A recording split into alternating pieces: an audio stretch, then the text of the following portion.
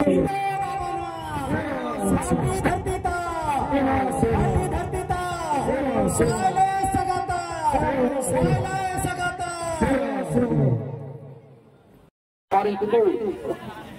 तिरुमाल दिनेश कश्यप तालियों के साथ आशीर्वचन के हमारे बीच में सादर निमंत्रण देते हैं और एक बार जोरदार तालियों से स्वागत हमारे मंच में आपने इतना समय से लंबा इंतजार समझ जाते हैं।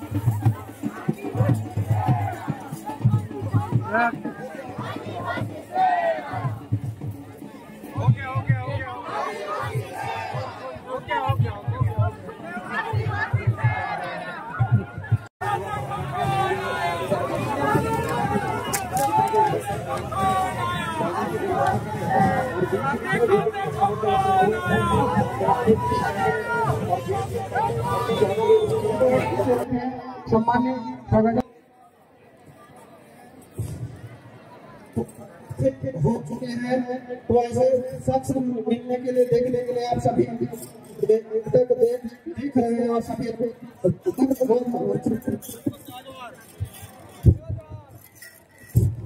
आपसे आपको अच्छा लगता है कि हमारे कार्यक्रम को सफल और सुव्यवस्थित करने में आपको विशेष सहयोग मिलेगा। इसलिए मैं चाहूँगा कि आप हमारे इस बात को ध्यान में रखते हुए यूट्यूबर ब्लॉगर के संयोजन दूर से अपना ब्लॉग बनाए। जय जोहर का नारा है,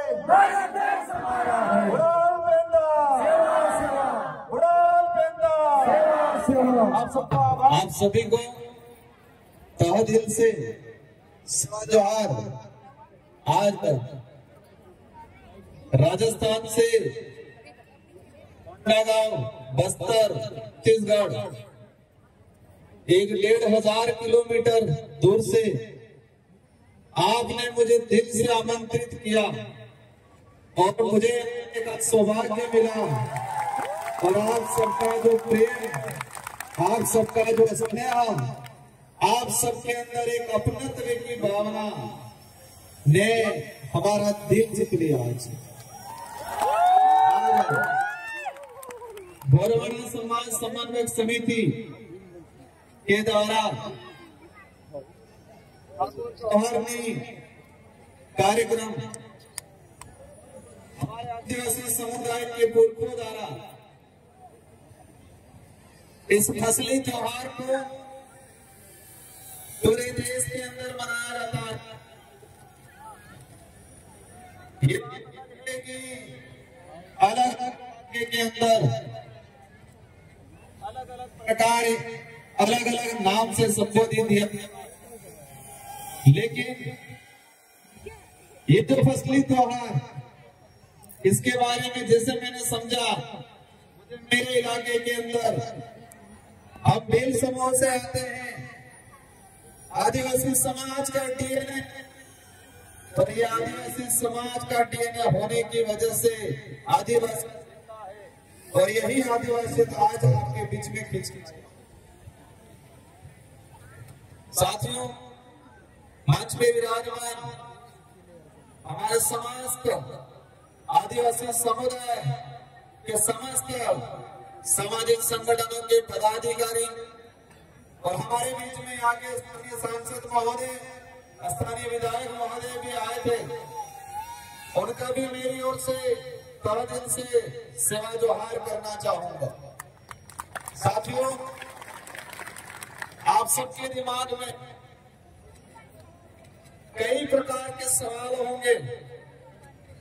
कई दिनों से प्रचार प्रसार चल रहा था कि राजस्थान से राजकुमार जो सांसद है वो यहाँ पर आ रहे हैं। मुझे इस काबिल बनाने के लिए बांसवाड़ा डूंगरपुर राजस्थान की जनता ने रात दिन मेहनत करके मुझे सांसद बना के दिल्ली के अंदर भेजा और ये उम्मीद की है कि उस क्षेत्र का तो प्रतिनिधित्व करना है, लेकिन पूरे देश के आदिवासी दलित पिछड़ों का भी प्रतिनिधित्व दिल्ली में करना है। ये जिम्मेदारी मुझे दी गई है। कुर्सी अपनत्व की वजह से आज आपने मुझे आमंत्रित किया। साथियों, मैं इस इलाके में पहले आया था, एक बार विधायक था और मैं मेरे पूर्व विधानसभा क्षेत्र की जनता को भी धन्यवाद देना चाहता हूं, जिस जनता ने मुझे 2 बार विधायक बनाया और वो भी राजस्थान के अंदर हाईएस्ट मतों से जिता के भेजा। और अब कितनी बार मुझे सांसद बनने का अवसर मिला, 2 बार विधायक, 1 बार सांसद बना, जनता ने बनाया। अगर मैं आदिवासी समाज का सर्टिफिकेट नहीं लगाता तो शायद मुझे सांसद बनने का, विधायक बनने का अवसर नहीं मिलता। मेरे पास कितनी भी बड़ी ताकत होती, भले धन बल होता, बाहुबल होता, कुछ होता, लेकिन मेरे पास आदिवासी समाज का सर्टिफिकेट नहीं होता तो मुझे सांसद बनने का अवसर नहीं मिलता और मैं सांसद नहीं बनता तो शायद आप मुझे यहाँ पर बुला के आमंत्रित करके मान सम्मान नहीं देते। साथियों, आज ये कार्यक्रम है ठाकुर चौहारनी हमारे पूर्वजों को, हमारे पितृ देवताओं को हम पूछ के नई जो फसल तैयार होती है, इसके बाद हम लोग हमारे अन्य गतिविधि और उस फसल का हम हमारे जीवन में खान पान में उपयोग में लेते हैं। मैं पूर्व वक्ताओं का भाषण सुन रहा था और कल से आए तब से मैं यहाँ के लोगों की मनोस्थिति, यहाँ की वर्तमान जो परिस्थितियां हैं, सारे के बारे में समझ रहा था।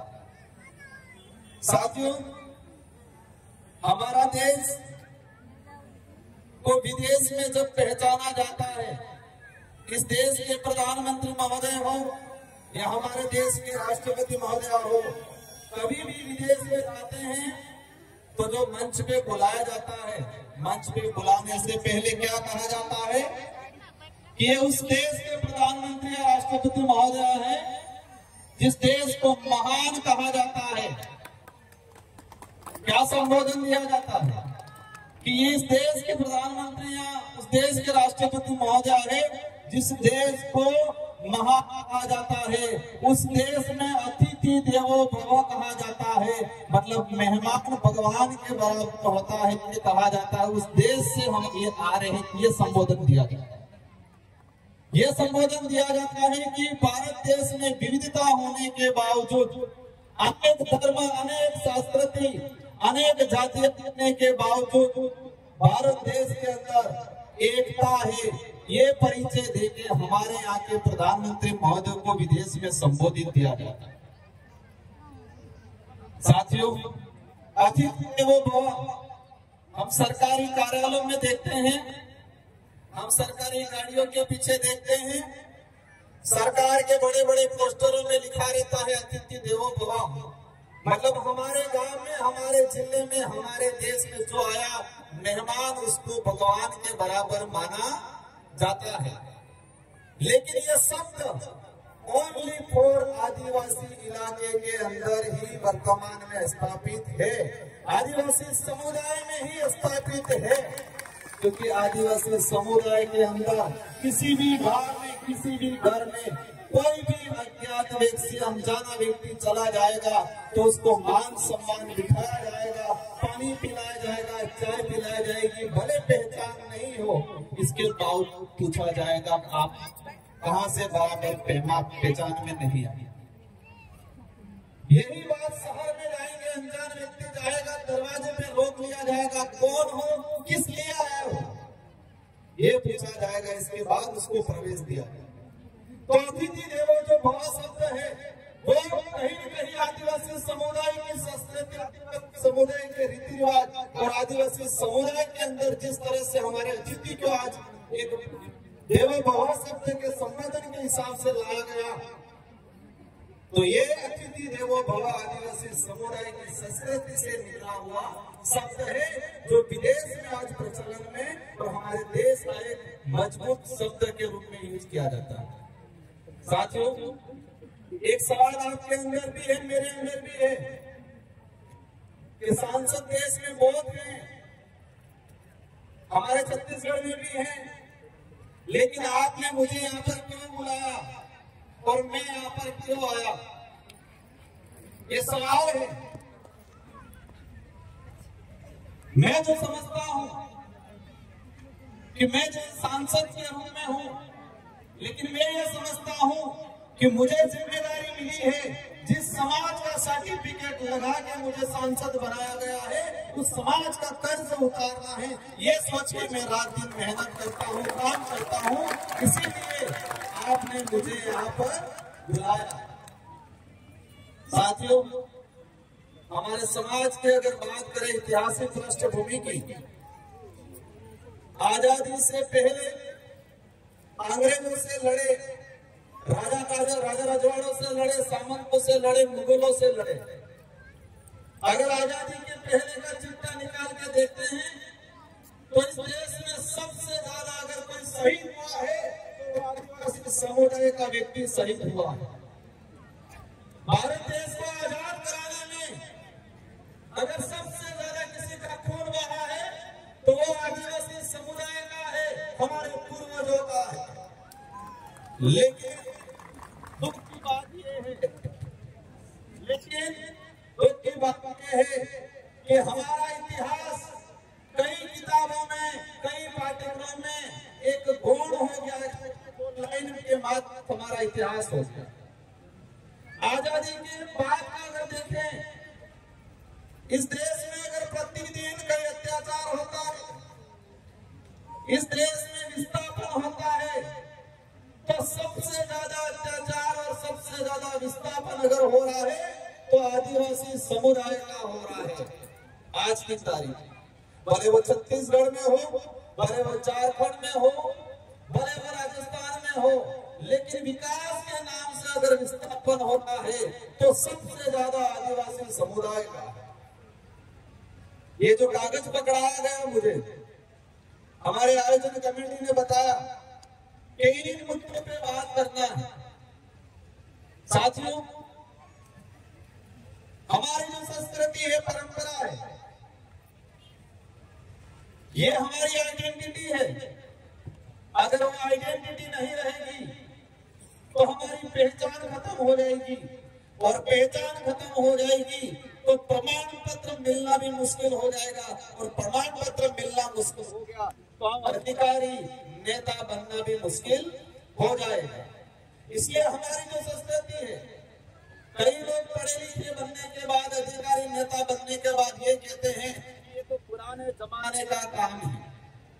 हमारी संस्कृति के बारे में, हमारी पूजा पद्धति के बारे में कुछ लोग तर्क देते हैं कि जमाना बदल गया है, हमको बदलना पड़ेगा, कब तक ऐसे न ऐसे रहोगे, ये कहा जाता है।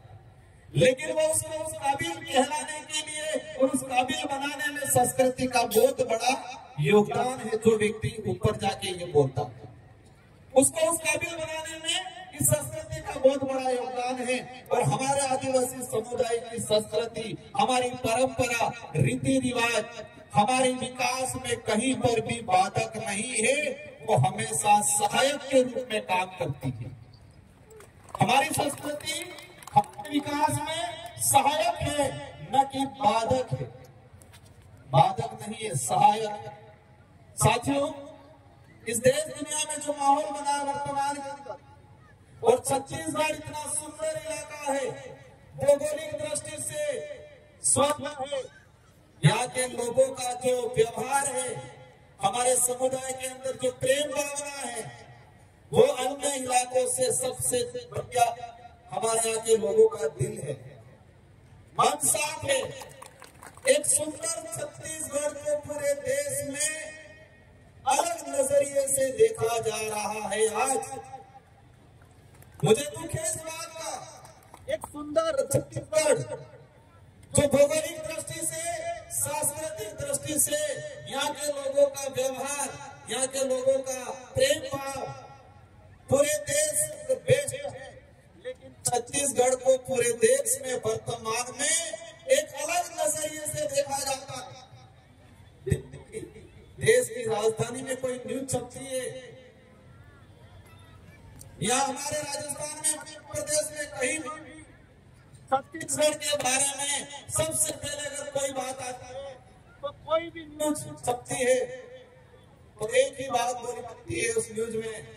क्या बोला जाता है कि नक्सलाइट इलाका आज मैं छत्तीसगढ़ आया तो जो आदिवासी समुदाय के विरोधी जो विचारधारा के लोग हैं वो राजस्थान में भी कह रहे हैं कि राजकुमार राव नक्सलाइट इलाके में गया है।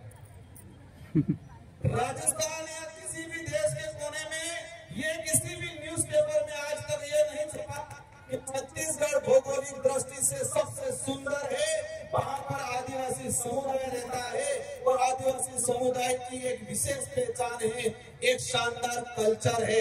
ये कहीं नहीं बताया जाता, बस यही बताया जाता है कि छत्तीसगढ़ खराब है। एक कलम लगा दिया है। मैं पिछली बार आया था जब विधायक था, मैंने सुना 11-12 साल की बच्ची को नक्सलाइट कह के मारा गया। इस बिंदु में भी लिखा है कि आदिवासी समुदाय को कुछ लोग प्रशासन के सहयोग से इनको बदनाम करके नक्सलाइट का धब्बा लगा के उनको मार दिया जाता है। पिछले 8 महीनों के अंदर छत्तीसगढ़ में 150 के आसपास लोगों को मारा गया है नक्सलाइट के नाम से। मैं ये नहीं कह रहा हूं कि सारे के सारे निर्दोष थे, हैं कुछ लोग गलत, लेकिन इसमें कई ऐसे लोग हैं जो बेचारे निर्दोष हैं। हो रहा है कि नहीं हो रहा है? ये किस लिए हो रहा है? यहाँ पर मैंने एक चीज देखा, इस इलाके के अंदर कई इलाका ऐसा है जहां पर आदिवासियों की स्थिति कैसी है वो नहीं पता है। आदिवासियों को एजुकेशन मिल रहा है नहीं मिल रहा है वो नहीं पता है। आदिवासियों के गांवों तक सड़क जा रही है वो नहीं पता है। और कई इलाका ऐसा है कि उन इलाकों के अंदर आदिवासी समुदाय के आधार कार्ड भी नहीं बने हैं, वोटर आईडी भी नहीं बने हैं। लेकिन दूसरी ओर छत्तीसगढ़ के एक एक पहाड़ में कौन सा मिनरल है, कहां से कोयला निकल रहा है, कहां से आयरन निकल रहा है, कहां से सोना निकल रहा है, ये सारा खंगाल लिया सरकारों ने, लेकिन आदिवासियों की स्थिति के बारे में ज्यादा खंगाला नहीं है।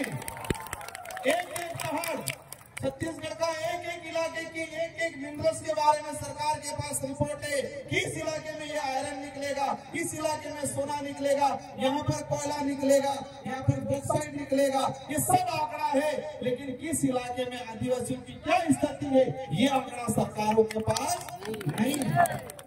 ये सामाजिक कार्यक्रम है, मैं यहाँ पर राजनीतिक बात नहीं करना चाहूंगा, लेकिन इसमें ये जो लिखा हुआ है कि आदिवासी समुदाय का विस्थापन, साथियों मैंने देखा पिछले समय में इस देश के अंदर ट्राइगर प्रोजेक्ट बनाए। 1972 के अंदर एक दलाई सरकार, केंद्र सरकार, और पूरे देश में अभी तक 56 से 57 ट्राइगर प्रोजेक्ट किए, ट्राइगर प्रोजेक्ट बनाए, और इसमें से 70 से 80% टाइगर प्रोजेक्ट ओनली फॉर आदिवासी इलाके के अंदर बनाए जा रहे हैं। अब तक टाइगर प्रोजेक्ट के नाम से पूरे देश के अंदर पिछले जो समय निकला उसके अंदर हम निकल के देखे तो 5,56,000 आदिवासियों को विस्थापित किया गया टाइगर प्रोजेक्ट के नाम से। आपके यहाँ पर भी शायद बीजापुर में टाइगर प्रोजेक्ट प्रस्तावित है। इससे चौंकन करने वाली बात, 1972 से लगा के 2021 तक 2.5 लाख आदिवासी विस्थापित हुए, लेकिन 2021 से 2024 तक मात्र 4 साल के अंदर 3 लाख लोग विस्थापित हुए, 3 लाख लोग विस्थापित किए गए टाइगर प्रोजेक्ट के नाम से। यहाँ पर माइनिंग होता है दबा के। हम देश के विकास में बाधक नहीं है, लेकिन जो विकास आदिवासियों का नाश करके किया जाता है वो विकास हमारी नजर में गलत है। हमने देखा पिछले इलाके के अंदर, फॉरेस्ट के अंदर जो आदिवासी रह रहा है वर्षों से, आजादी से पहले से, उसके लिए एनडीए की सरकार 2006 में फॉरेस्ट राइट एक्ट लाई। लेकिन छत्तीसगढ़ का ही मैंने आंकड़ा निकाला, पिछले 5 साल के अंदर 100 से 200 हेक्टेयर जमीन भी फॉरेस्ट राइट एक्ट के तहत आवंटन नहीं किया गया। लेकिन पूरे देश में वन विभाग की 18,982 हेक्टेयर जमीन प्राइवेट कंपनियों को दी। कितने?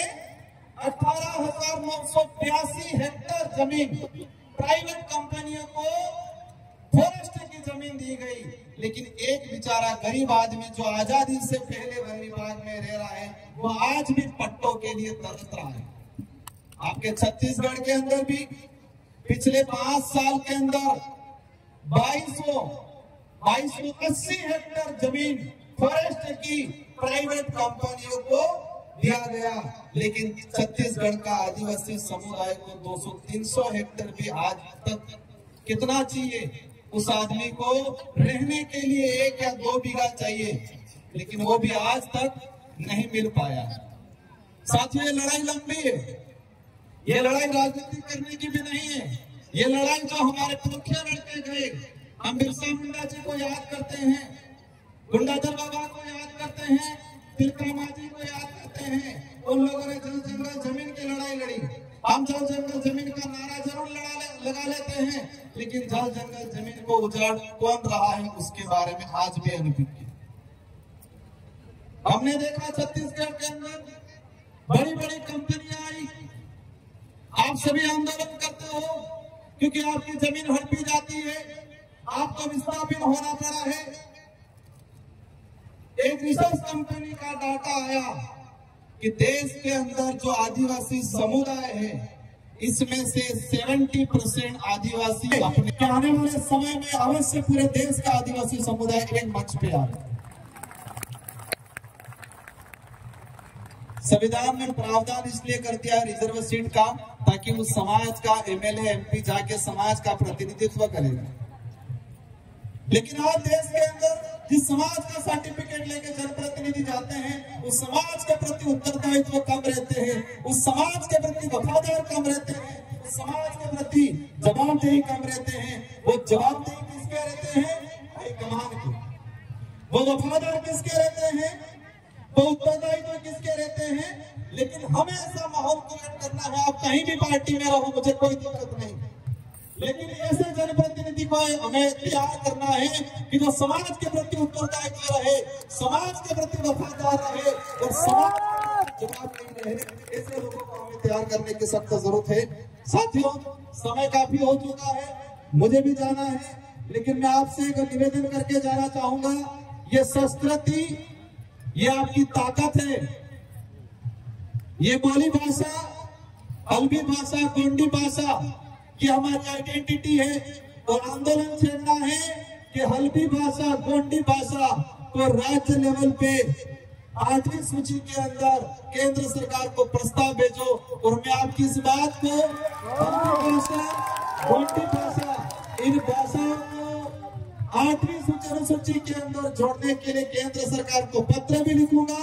और लोकसभा में आपकी हर समस्या को लेकर, आपके जल जंगल जमीन को लेके, आपके अधिकारों को लेके, आपके बोली भाषा के संरक्षण को लेके अवश्य हम लोकसभा के अंदर आपकी बात रखेंगे। और मैंने एक चीज देखा, हमारा टीचर जा रहा है स्कूल में, बच्चा तो हल्बी बोल रहा है, गोंडी बोल रहा है, और टीचर को गोंडी और हल्बी आई नहीं। बच्चा क्या पढ़ेगा? बच्चा ड्रॉप आउट हो रहा है। इसलिए सरकार से मांग करनी है, मेरी ओर से भी मदद करूंगा कि जो भी टीचर लगाया जाए, या तो अलग से पद किया जाए जो हल्बी और गोंडी भाषा को जानता हो, उस भाषा से संबंधित टीचर लगना चाहिए हमारे आदिवासी इलाके के। या जो भी आरपीसी आपके यहाँ जो एग्जाम होते हैं, उस एग्जाम में ये किया जाए कि 5% या 10% हल्बी भाषा गोंडी भाषा के नंबर होने चाहिए। जिसको गोंडी और हल्बी आती है उसी को 10% नंबर दिया जाए। ये प्रावधान होना चाहिए, तो हमारी भाषा बचेगी और भाषा बचेगी तो हमारी आइडेंटिटी बचेगी। इन्हीं शब्दों के साथ आप सबको दिल से धन्यवाद, आभार। आप सभी से अंत में यही अनुरोध है कि अब हमारे बच्चों को पढ़ाना है, काल्पनिकता की ओर नहीं जाना है। हमें 300 साल पुराना हमारा समाज का जो इतिहास है उसको समझना है। 6,000 साल पुराने इतिहास को समझेंगे चल जाएगा, लेकिन 500 साल पहले हम होता है अपने जीवन काल में तो 150 साल के अंदर आदिवासी समुदाय एक बार स्थापित होता है। एक सर्वे रिपोर्ट है। साथियों, हम विरोध करते हैं, आंदोलन करते हैं, लेकिन हमें यह भी ध्यान रखना है कि छत्तीसगढ़ इलाके के अंदर जो माइनिंग कंपनियां हैं, बड़ी बड़ी कंपनियां हैं, उस कंपनियों से चुनाव के दौरान इलेक्ट्रॉनिक बोर्ड के रूप में कौन पार्टियां चंदा ले रही है उस पर भी जाना पड़ेगा। हमारा बेचारा भोला भाला आदिवासी समुदाय क्या समझेगा इलेक्ट्रॉनिक बोर्ड? चुनाव के दौरान इलेक्ट्रॉनिक बोर्ड लीगली चंदा लिया जाता है। छत्तीसगढ़ के इलाके में माइनिंग करने वाली अधिकतर कंपनियों ने चुनाव के दौरान इलेक्ट्रॉनिक बोर्ड पर चंदा दिया। करोड़ों रुपयों में 700-800 करोड़ के आसपास चंदा दिया गया। अब ये हमारा भोला भाला समाज कैसे समझे? साथियों, नारायणपुर के अंदर थल में आया, मुझे जानकारी मेरी मैंने न्यूज़पेपर में पढ़ा था। हम सेना का सम्मान करते हैं। जितना आदिवासी समुदाय इस देश की आजादी में लड़ा है, जो शहीद हुआ है, जो आज तक जो शहीद हुए हैं उनसे कई गुना है, हम सम्मान करते हैं। लेकिन आदिवासी समुदाय के अंदर सेना के प्रति गलत भावना लाने का काम वर्तमान में किया जा रहा है। वो भावना कैसे आएगी? क्योंकि आदिवासियों की जमीन पर अगर सेना के कैंप लगाएंगे, थल सेना को यहाँ पर जो कैंप रेंज लगाया जा रहा है, तो आदिवासी और सेना के बीच में टकराव वाली स्थिति पैदा होगी। पैसा में प्रावधान है, शेड्यूल 5 में प्रावधान है कि 5वीं अनुसूची अंतर्गत आदिवासियों की जमीन न सरकार ले सकती है, न ही कोई गैर आदिवासी व्यक्ति ले सकता है। ये किसमें प्रावधान है? शेड्यूल 5 में प्रावधान है। सरकार भी किसी भी परियोजना को लगाने के लिए आदिवासियों की जमीन नहीं ले सकती है जब तक ग्राम सभा इसको सहमति नहीं देती। अब ये अधिकार कैसे मिला? 5वीं अनुसूची के अंदर ये अधिकार कैसे मिला हमको? किसी ने दान में दिया क्या? ये हमारे पुरखों ने लड़ा, अंग्रेजों से लोहा लिया, अपनी जान गंवाई। इसके बाद अंग्रेजों ने और संविधान निर्माताओं ने विचार किया कि ये समुदाय हजारों सालों से जल जंगल के जमीन की लड़ाई लड़ता आ रहा है, इसलिए उनको विशेष प्रावधान देना पड़ेगा ताकि आने वाले समय में जल जंगल जमीन नहीं उजाड़ी जाए। इसलिए 5वीं अनुसूची का प्रावधान किया गया। लेकिन आज ये नहीं हो रहा है। पैसा एक्ट की पालना नहीं हो रही है, शेड्यूल 5 के प्रावधानों की पालना नहीं हो रही है। बिना सहमति के हर जगह पे, मैं हंसदेव गया था बीच में जब विधायक था, वहां पर जाके देखा फर्जी ग्राम सभा बना दिया गया। सरपंच को ग्राम पंचायत को पता ही नहीं है, फर्जी ग्राम सभा बना दिया गया। इस तरह की जो गतिविधियां हो रही है, इस मंच में विराजमान सामाजिक संगठन और सभी पार्टियों के पदाधिकारियों से मेरा अनुरोध है कि हम जिस समाज का सर्टिफिकेट लगा के इस लेवल तक आए हैं, उसका कर्ज अदा करने का आपको काम करना है। आने वाले समय में हम चाहते हैं हमारे देश का विकास हो, हम भी चाहते हैं हमारा देश विश्व में सबसे बड़ी ताकतवर शक्ति बने, लेकिन आदिवासियों को खत्म करके इसको ताकतवर शक्ति नहीं बना सकते हम।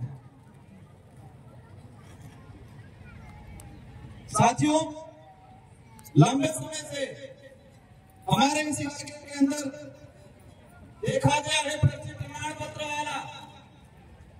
कुछ लोग आदिवासियों से नफरत करते हैं, लेकिन रिजर्वेशन का लाभ लेने के लिए फर्जी प्रमाण पत्र पूरे देश में बनाए जा रहे हैं। आपके बस्तर में भी बनाए जाते हैं। छत्तीसगढ़ में भी बनाए जा रहे हैं, पूरे राज्य में बनाए जा रहे हैं। साथियों, प्रमाण पत्र क्यों मिला हमें? हमारे यहाँ कपाल पे या हमारे पीछे कहीं लिखा नहीं है का आप आदिवासी? कहीं लिखा हुआ है क्या? एक तो डीएनए से पता चलेगा, दूसरा संस्कृति से पता चलेगा, कल्चर से पता चलेगा, पूजा पद्धति से पता चलेगा। लेकिन धीरे धीरे देश के अंदर हम देख रहे हैं कि हमारी संस्कृति पे कलम चढ़ाने का काम हो रहा है, हमारी पूजा पद्धति पे कलम चढ़ाने का काम हो रहा है। और धीरे धीरे हम पढ़े लिखे कई लोग संस्कृति को भूलने की बात भी किया जाता है। साथियों, एक लंबे समय से एक जंग छड़ी रहती है पूरे देश के अंदर। मैं सांसद बन के गया और मेरी सांसद के अंदर बोला कि आदिवासी समुदाय धर्मपूर्ण समुदाय। हमारे संचालक महोदय कहते कि यहाँ पर हमें ये राजनीतिक मंच नहीं है, ना ही ये धार्मिक मंच है। लेकिन ये ज्ञापन दिया, उसमें मुझे लिख के दिया गया कि आदिवासी धर्म कोड लागू करने पर। इस ज्ञापन में दिया गया है कि आदिवासी धर्म कोड जारी किया जाए। जब इस बात काफी प्रचार आता है, सभी धर्म की धार्मिक परंपरा को भी देखा है, जैन धर्म की परंपरा को देखा है, हिंदू धर्म की परंपरा को देखा है, ईसाई धर्म की परंपरा को देखा है, बौद्ध धर्म की परंपरा को देखा है। लेकिन आदिवासी समुदाय की धर्म परंपरा, भक्ति परंपरा, हमारी पूजा पद्धति किसी भी धर्म से मेल नहीं खाती। इसलिए अपनी आइडेंटिटी को लेके पूरा देश का आदिवासी धर्म कोड की मांग कर रहे हैं। क्या इस बात में आप सभी सहमत हो? पक्का? सहमत कौन नहीं है? सब सहमत है। हम ये कहते हैं कि हमारा बात, हमारे खुद के बात की बात करते हैं तो दूसरों को दिक्कत थोड़ी होनी चाहिए। होनी चाहिए क्या? एकदम छिड़ी हुई पूरे देश के अंदर। हम किसी को नहीं है। अपनी परंपरा, अपनी आइडेंटिटी को बचाना हमारी जिम्मेदारी है। और उसमें जब भी बात करते हैं, मैंने संसद के अंदर भी कहा था कि आदिवासी समुदाय न हिंदू है, न ईसाई है, न सिख है, न बौद्ध है, आदिवासी आदिवासी है। हमें आदिवासी की संस्कृति, हमारी आप सभी के सच से हमारी लड़ाई धर्म की भी। एक बात ये भी समझना है, हमारी लड़ाई हमारी संस्कृति बचाने की है। हमारी लड़ाई हमारे इतिहास को, वास्तविक इतिहास को आने वाली पीढ़ी को बताने की है। हमारी लड़ाई रिजर्वेशन की है, हमारी लड़ाई जमीन की है, हमारी लड़ाई आइडेंटिटी बचाने की है। लेकिन धर्म की बात इसलिए बार बार छेड़ी जाती है। इस देश के अंदर हमने देखा कि आदिवासी समुदाय कई इलाके में ईसाई भी बना हुआ, कई इलाकों में आदिवासी समुदाय, महाराष्ट्र का कुछ इलाका उधर मुस्लिम भी बना हुआ है, कुछ इलाकों में आदिवासी समुदाय हिंदू भी बना हुआ है, कुछ इलाकों में आदिवासी समुदाय सिख भी बना हुआ है। इस देश के प्रत्येक कोने में, हर इलाके में आदिवासी समुदाय है, लेकिन अलग अलग धर्मों में बटा हुआ। इसी वजह से छत्तीसगढ़ या बस्तर या किसी झारखंड में आदिवासी समुदाय पे अत्याचार होता है तो देश का आदिवासी एक नहीं हो पा रहा है। हम देखते हैं मणिपुर के अंदर भारत का हिस्सा है, मैतेई समुदाय और कुकी समुदाय, दोनों समुदाय आदिवासी है, लेकिन दोनों का धर्म अलग अलग है। और धर्म की लड़ाई वो ऐसे मरे हैं, लेकिन ऐसे लड़े हैं कि आपस में अपने एक दूसरे को काट रहे हैं। इसलिए हम कहते हैं कि आदिवासियों की अपना अलग से धर्म व्यवस्था होनी चाहिए। कोई किसी को कुछ मानना है माने, हमें कोई दिक्कत नहीं, जिसको जो मानना है। इस देश का संविधान इसलिए हर व्यक्ति को अपने हिसाब से धर्म मानने का अधिकार देता है। और इस देश का पहला उदाहरण भीमराव अम्बेडकर जी अपन सब उन्होंने अक्टूबर 1956 में 4 लाख लोगों के साथ बौद्ध धर्म अपनाया। कौन सा धर्म अपनाया? बौद्ध धर्म। क्योंकि संविधान राइट देता है कि हर व्यक्ति के हिसाब से जीना है। लेकिन यह सच्चाई है कि आदिवासी समुदाय की अपनी धर्म परंपरा, अपनी पूजा पद्धति अनेक धर्मों से अलग है। और सभी धर्मों से पहले है। जिन धर्मों का निर्माण ही नहीं हुआ उस समय से आदिवासी समुदाय अपनी पूजा पद्धति में, लेकिन ये देखा गया है कि राजनीतिक लाभ अपने राजनीतिक लाभ लेने हमारे आदिवासी समुदाय को धर्मों में बांट के राज करना चाहते हैं। साथियों में कि आदमी एक शरीर से विकलांग होता है, अपने हाथ पैर से, अगर हाथ पैर से विकलांग है, अपन को दिखता है कि इसका हाथ टूटा हुआ है, इसका पैर टूटा हुआ है, लेकिन इस देश में कुछ विचारधारा ऐसी है जो इंसान को दिमाग से विकलांग बनाने का काम है। मेरी बात को समझे होंगे आप।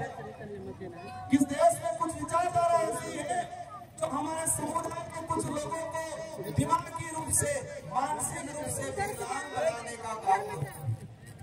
हम खुद से अंदर है उसको कह सकते हैं आगे घटता है। आप जब अधिकारों की बात करोगे, आप जो संस्कृति की बात करोगे, आप आदिवासी धर्म कोड की बात करोगे, सबसे पहले आप जो मानसिक रूप से विकलांग है खड़ा रहेगा, आपसे लड़ेगा। यही स्थिति पूरे देश के अंदर बनी हुई है।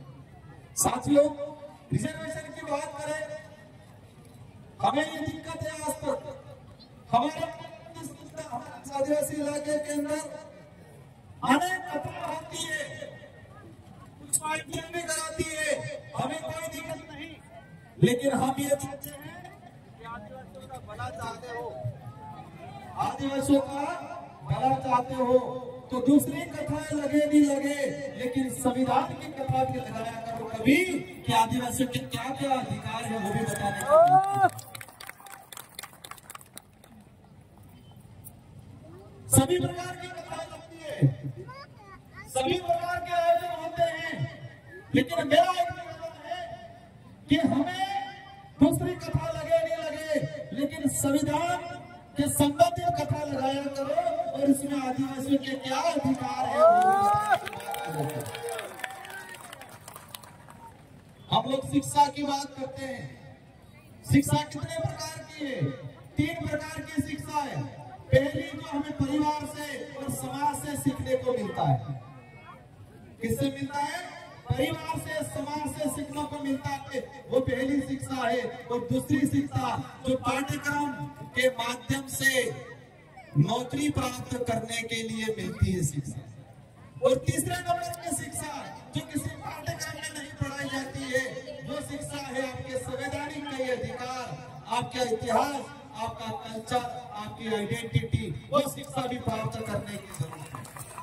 अब हमारे लोग पाठ्यक्रम वाली शिक्षा प्राप्त करके अधिकारी, कर्मचारी, नेता बन जाते हैं, लेकिन जो हमारे समाज के इतिहास जो किसी पाठ्यक्रम में नहीं दर्शाया जाता है, हमारे समाज के अधिकार जो किसी पाठ्यक्रम में नहीं दर्शाए जाते हैं। मैं जानना चाहता हूं कि छत्तीसगढ़ के अंदर पाठ्यक्रम जो है, उस पाठ्यक्रम में शेड्यूल 5 के प्रावधानों के बारे में किस किस कक्षा में पढ़ाया जा रहा है?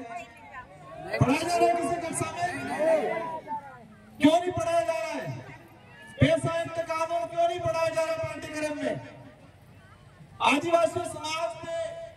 आदिवासी समाज की बहन बेटियों पे इस देश में 100 साल तक स्तन टैक्स लगाए। क्या लगाए? स्तन टैक्स। उसको किसी पाठ्यक्रम में क्यों नहीं पढ़ाया जा रहा? आप 6000 साल पुरानी बात को पाठ्यक्रम में पढ़ा रहे हो, लेकिन 300 साल 250 साल पहले हमारी बहन बेटियों पे स्तन टैक्स लगा, उसके बारे में क्यों नहीं पढ़ाया जा रहा? आजादी से कुछ समय पहले तिलका मांझी, बिरसा मुंडा के बारे में क्यों नहीं पढ़ाया जा रहा है?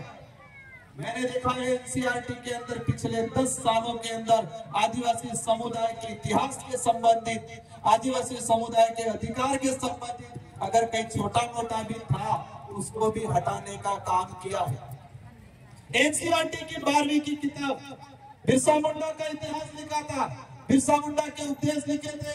बिरसा मुंडा ने कहा था कि आदिवासी समुदाय की पूजा पद्धति अन्य धर्मों से अलग है, वो किसी भी धर्म में मेल नहीं खाती है। बिरसा मुंडा जी ने उपदेश दिया था। एक लेखक ने लिखा था वो कई सालों से एनसीईआरटी में पढ़ाया जाता था, लेकिन 2024 में उसको हटा दिया गया और कहा कि आदि बिरसा मुंडा जी हिंदू धर्म को अपनाना यूं के चले गए, पर वो सच्चाई नहीं था। मैं किसी धर्म का विरोधी नहीं हूं, लेकिन ये बात जरूर है कि आदिवासी समुदाय सभी धर्म से पहले है। आदिवासी समुदाय के अपने खुद की धार्मिक व्यवस्था है, ये सच्चाई है। हिंदू विवाह अधिनियम 1955, हिंदू उत्तराधिकार अधिनियम 1956 इसमें स्पष्ट कर रखा है कि हिंदू विवाह अधिनियम आदिवासी समुदाय पे लागू नहीं होता है। क्यों? क्योंकि आदिवासी समुदाय हिंदू नहीं है। ये मैं नहीं कह रहा, ये हिंदू विवाह अधिनियम कह रहा है। सुप्रीम कोर्ट के कई जजमेंट कह रहे हैं, हाई कोर्ट के कई जजमेंट कह रहे हैं, इतिहास कह रहा है, संविधान कह रहा है कि आदिवासी समुदाय आदिवासी है, वो सभी धर्म पूर्वी समुदाय है। ये सच्चाई। साथियों, आरक्षण की बात को मैंने थोड़ा अलग वे में थोड़ा लेकर बताया। आरक्षण की बात करते हैं, यहाँ पर लिखा है कि आरक्षण 100% लागू किया जाए। कितना प्रतिशत? शेड्यूल एरिया के अंदर रिजर्वेशन 100% लागू किया जाए। क्या ये सच्चाई है? क्या ये संविधान में प्रावधान है? 100% रिजर्वेशन लागू होना चाहिए। ये बात आप सब कर रहे हो? मांग कर रहे हो नहीं कर रहे हो?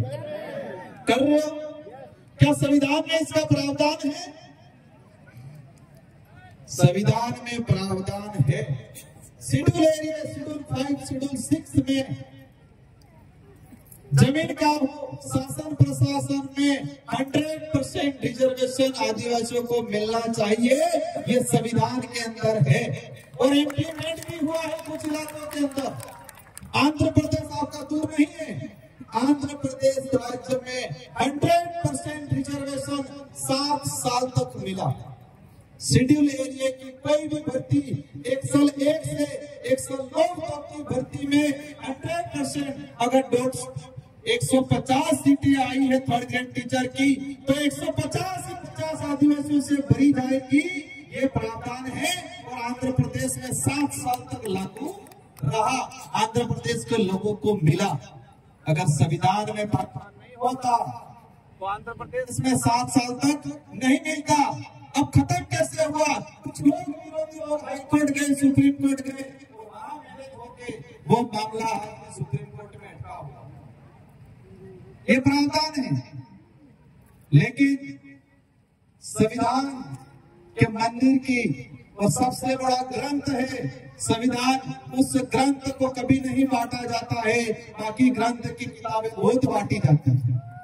तो हमें संविधान के ग्रंथ है, उस ग्रंथ को समझना है, उस ग्रंथ को बांटना है, उसको ग्रहण करना है और उसमें हमारे क्या अधिकार है उस अधिकार को समझना है। ये हम सबकी जिम्मेदारी। हमने तो जिंदगी निकाल ली, आप सब भी निकाल लेंगे। आप भी संघर्ष कर रहे, हम भी संघर्ष कर रहे, नेता बन के कर रहे हैं, पता नहीं कब क्या हो जाए। लेकिन हम आने वाली पीढ़ी को क्या देने जा रहे हैं?